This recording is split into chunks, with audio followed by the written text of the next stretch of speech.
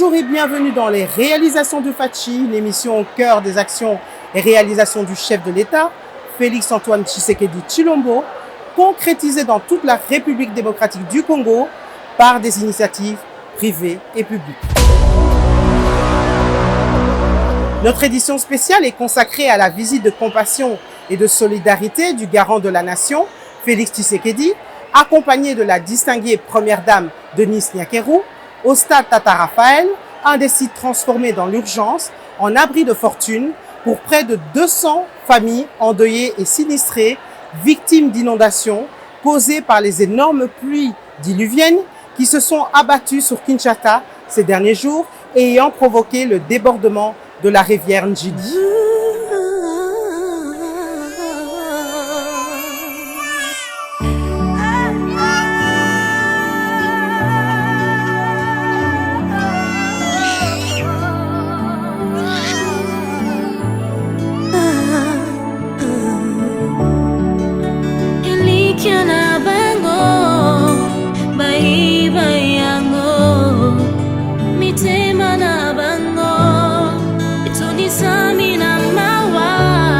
Tshisekedi Tshilombo, omoni biso valeur, tozosepela po oye opesi mpe biso valeur.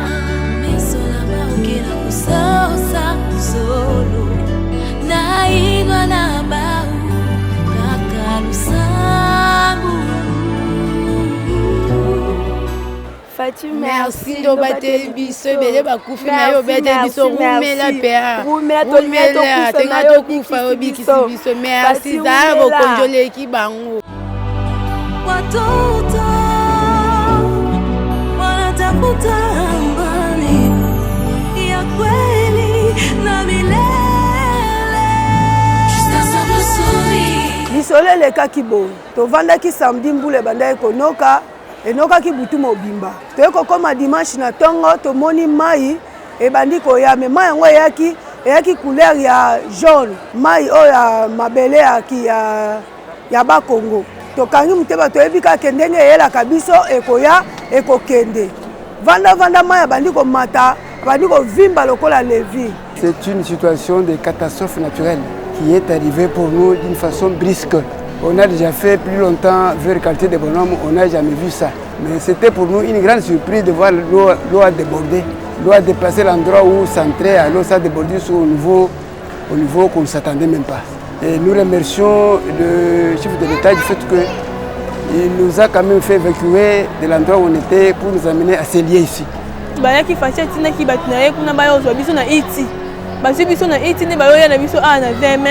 Baye na biso awa balonga na biso to comme ba 4h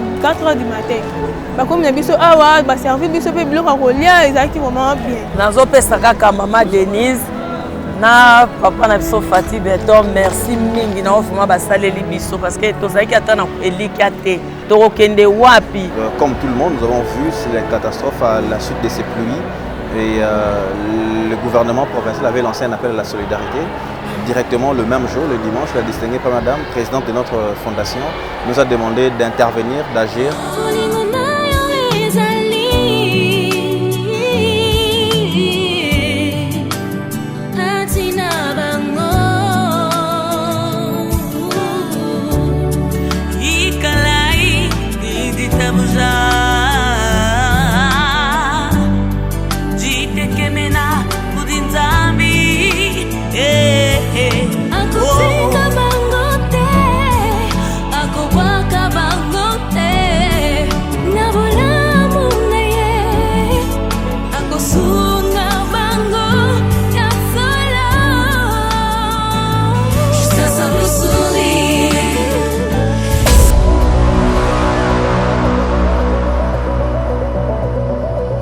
Aujourd'hui, c'est donc une action rencontre directe et spontanée du chef de l'État que nous vous présentons avec des populations rescapées issues de différents quartiers situés dans la partie est de la capitale, ayant pour la plupart tout perdu et vis-à-vis desquels le couple présidentiel a eu des mots forts de réconfort et de soutien.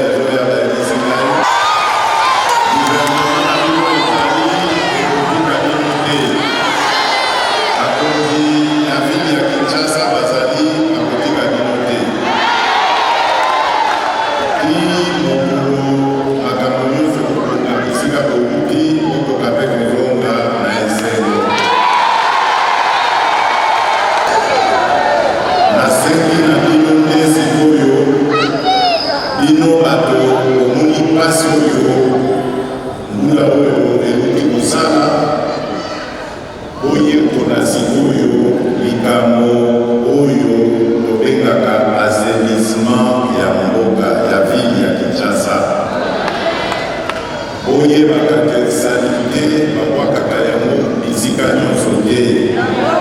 likambo ekomeli biso oyo ezali basalite tobwakaka bisika nyonso ekei tina mai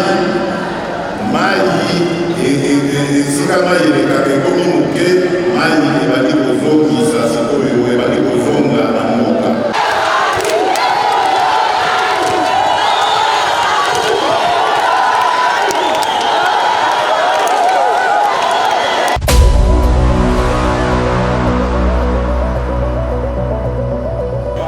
esali esengo parce que ye nde papa na ngai aye kotala biso ndenge makambo akosala vraiment ekosala biso esengo ndenge tobimi na pasi tozomona bisika avandisi biso donc lolo efongwama mpo na ye asalela biso vraiment makambo moko elengi biso tosepela bana basepela bato oyo toza na bango basepela te abosana biso te toza bana na ye abosana biso te toza bana na ye vraiment alongola biso na pasi oyo soki alongoli biso na pasi oyo toza na bisika ya kokende esiko tosepeli makasi parce que amoni biso mpe valeur makasi Tshisekedi Tshilombo omoni biso valeur tozosepela mpo oye opesi mpe biso valeur fo orépondre mpe oyo olobi orépondre yango. En tout cas esalinga bien makasi mpenza en tout cas nasepeli makasi na eloko président na biso asali biso donc toza vraiment bien banda toyaki toza bien tolali bien lelo lisusu na nde bakaboleli biso biloko badra en tout cas na esengo makasi esengo vraiment donc na susi nazalaki nango esili ngai bon eloko biso tovivre awa bon naza vraiment na esengo makasi oyo président na biso asaleli biso donc akipe biso vraiment bien donc nayebi te so merci na ndenge nini onga vraiment nakoki kopesa ye nayebi te merci nini onga na kopesa na oyo asaleli biso donc apangisi biso mai ya miso oyo tozalaki nango parce que tozalaki na pasi makasi donc pasi ya kolobela kutu te mais président na biso masali biso eloko moko ya bien même makasi vraiment yo na opesa ka merci vraiment ke liboso nzambe asunga ya pambola ye vraiment donc bon ntango akotaki togangaki en tout cas tosepelaki makasi ntango président na biso akotaki tosepela ye makasi epuis tosololi na ye donc esala biso bien makasi nga mbala liboso nakutana na président mpe nasola na ye esalinga bien makasi ndenge naza boye esalinga bien makasi nana esengo makasi donc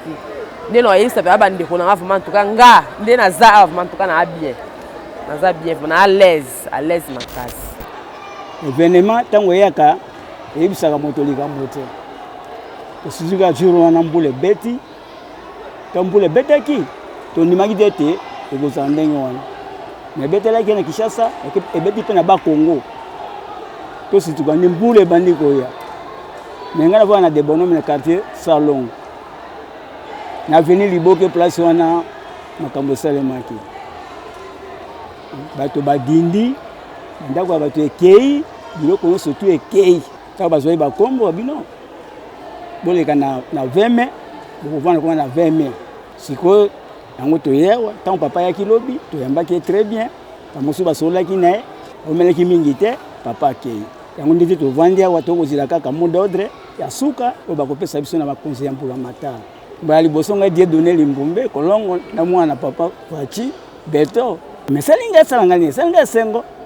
tata ye kotala bana aye kotala bakoko akotala baleki tout ça epesa biso nyonso tu esengo tokozela nde mpula matala apesa biso mot d'ordre soki tokosala combien de jours soki tokosala combien de semaines toyeba yango tobanda koprépare bisika tovandaka mpo tobongisa yango très bien lisolo elekaki boye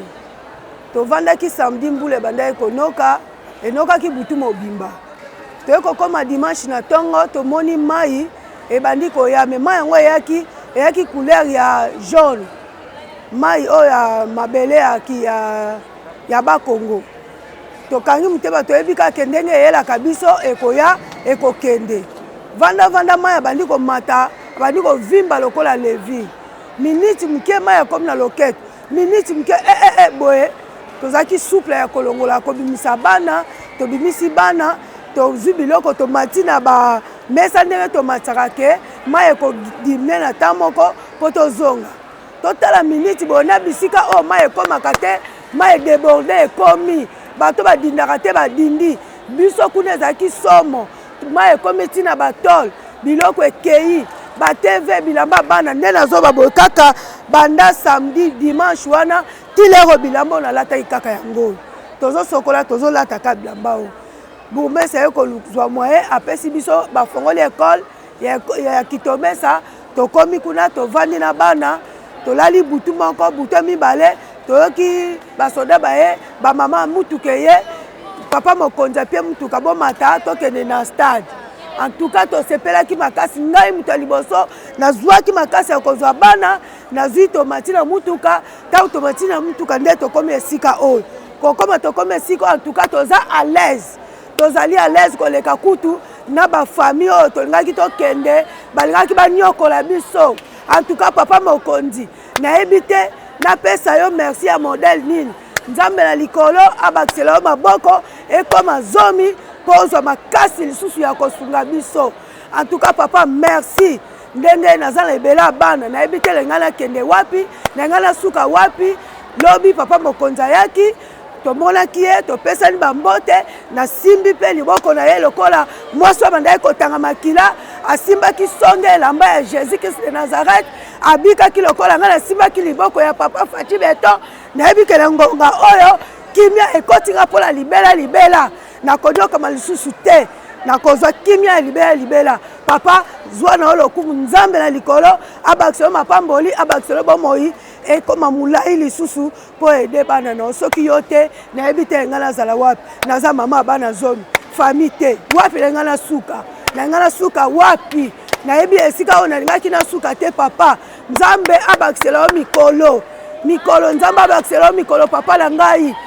naza mama ya bana ebele bazali awa naza mama bana boti bana misatu na mbala moko tala fulu ya bana papa wapi na ngai nasuka famille eza te okende boye baseki yo ozonga boye bacoli yo papa nayebi te napesa yo nini nzambe mona papa Fati Beton.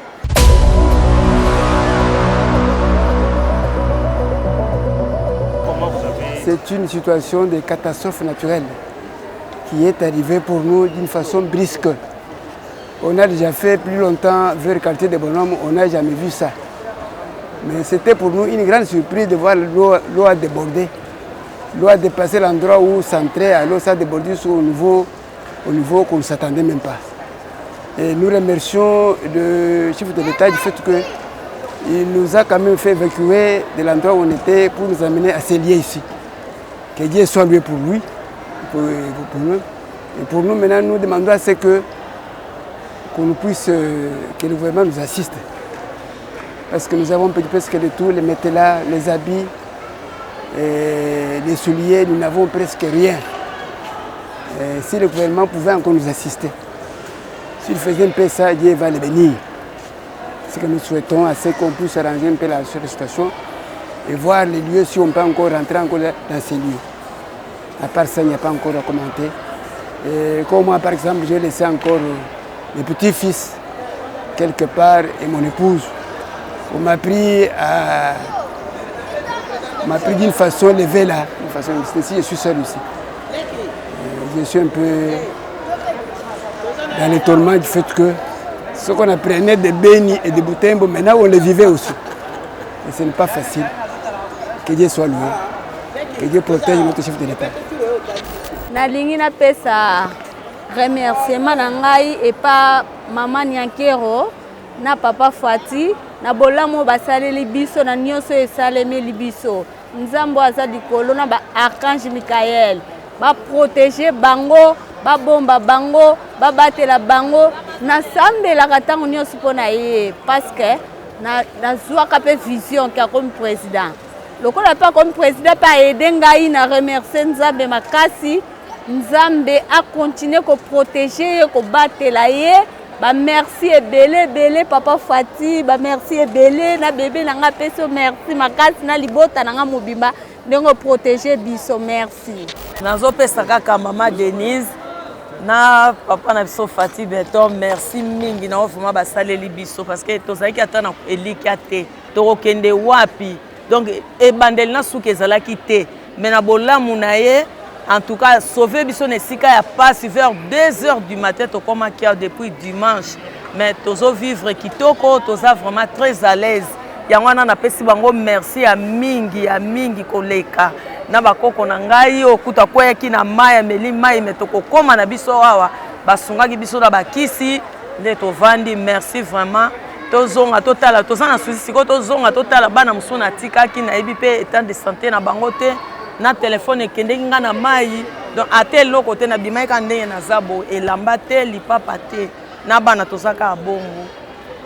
bana pesika merci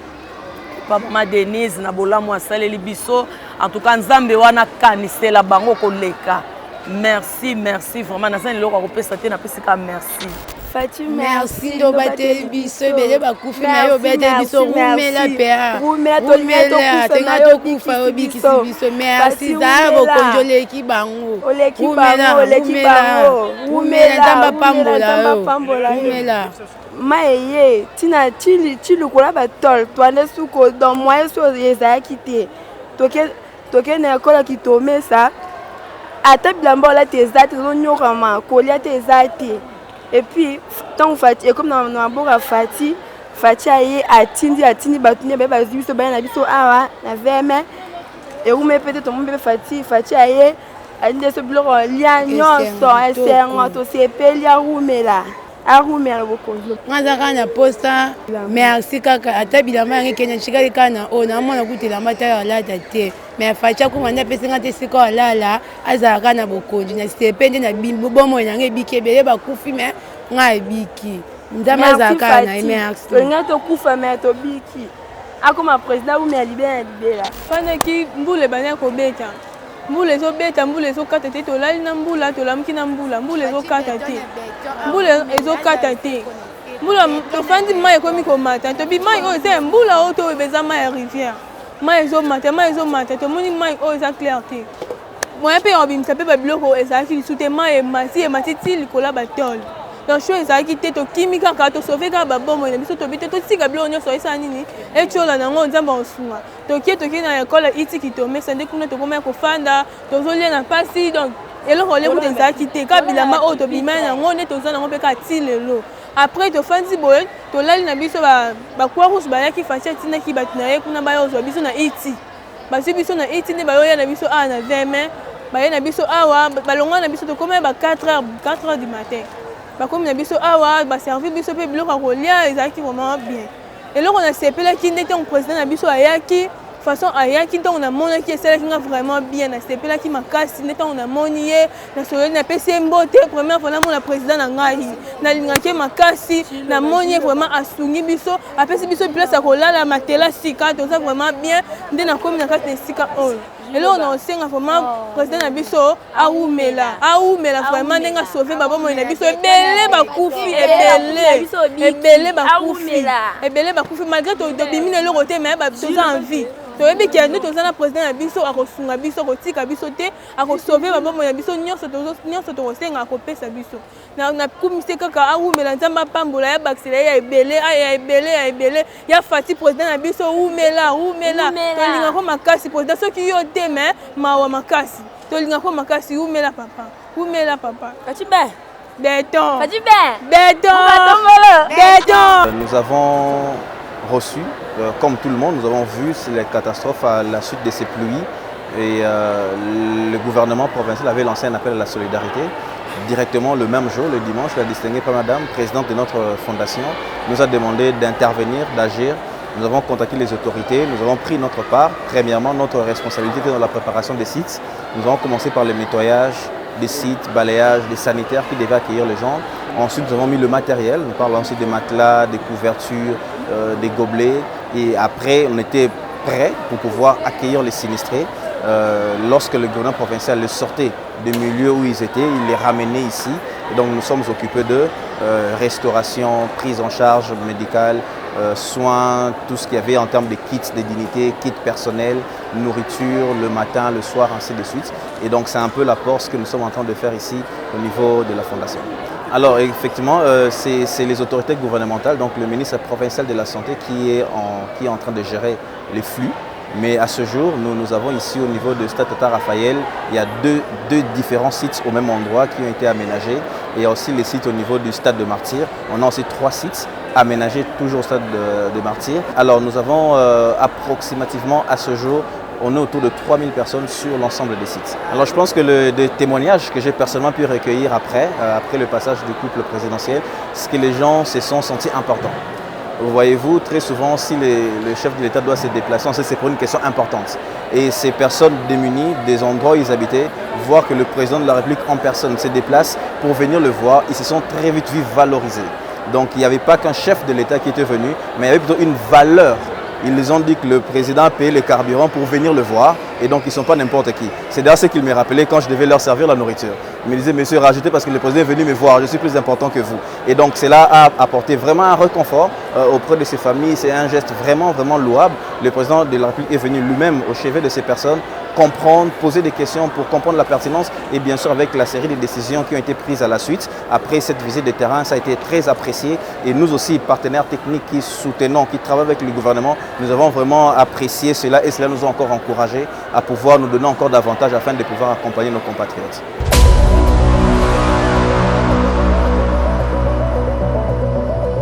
Le couple présidentiel s'est ensuite rendu au centre de santé de référence Vijana, dans la commune de Lingwala, afin de s'enquérir des meilleures conditions de prise en charge d'une vingtaine de patients sinistrés, venant en majorité du district de Tchangu, situé dans la partie orientale de Kinshasa, hospitalisés depuis dimanche dernier, pour certains dans un état critique. Le président de la République a également instruit les membres du gouvernement qui l'accompagnaient à prendre rapidement des mesures appropriées et adéquates, notamment en ce qui concerne la prise en charge totale et complète des sinistrés, ainsi que leur relogement.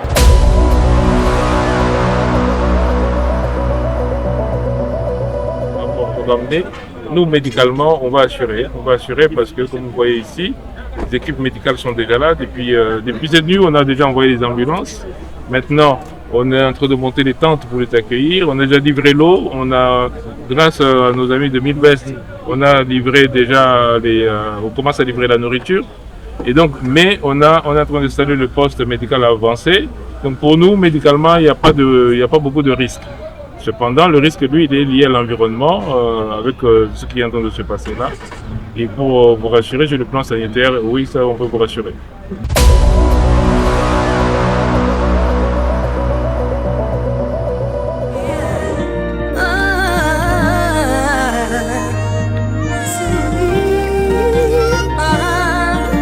Notre émission est à présent terminée. Merci de l'avoir suivi. Merci à l'équipe technique et à très bientôt pour un autre numéro des réalisations de Fatchi.